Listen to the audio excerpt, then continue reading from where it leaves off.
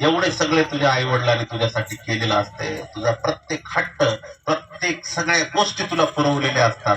आणि म्हणून आजच्या दिवसाने सांगत असताना आई वडिलांनी माता यतानी एका ठिकाणी सांगितलं की माता म्हणजे आई वडिलांची सेवा करणं लय गरजेचं आहे. बुद्ध म्हणाले आई वडिलांची सेवा जर नसेल तर आपण कुणाची सेवा करणार आहेत. आपण ध्यानात ठेवा, कुणाची सेवा वर करून उपयोग नाही, वर उपयोग करून उपयोग नाही.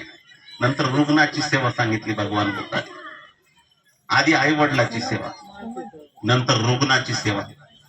जे बिमार जे लोक असतात ना त्यांची सेवा वेगळी, पण आई वडिलाची सेवा ही वेगळी आहे. आई वडिलाच्या सेवेमध्ये परमार्थ आहे. आई वडिलाच्या सेवेमध्ये अहंकार गळून पडतो. आई वडिलाच्या सेवेमध्ये आसक्तीचं बंधन सुटून जातं आणि मन एवढं सद्गतीत आणि निर्मळ होतं. आईबद्दल वडिलाबद्दल मैत्री युक्त प्रेमळ चित्त होतं, करुणामय चित्त होतं. आणि म्हणून आई वडिलांची आपण सेवा करणं गरजेचं आहे. रोज जरी मायेचे पाय आणि बापाचे पाय धुतले आणि रोज जरी त्याचं चुंबन जरी घेण्याचा प्रयत्न केला तरी पण त्याच्या ऋणातून मुक्त होत नाही. का तर जन्म दिला नाही का, जन्म दिला. आणि म्हणून मी जास्त बोलणार नाही तुमच्याकडे. तुम्हाला एकच सांगायचंय, आई वडील महत्वाचे. आई वडिलाशिवाय काही या जगात महत्वाची गोष्ट नाही. तुम्ही म्हणसाल बनते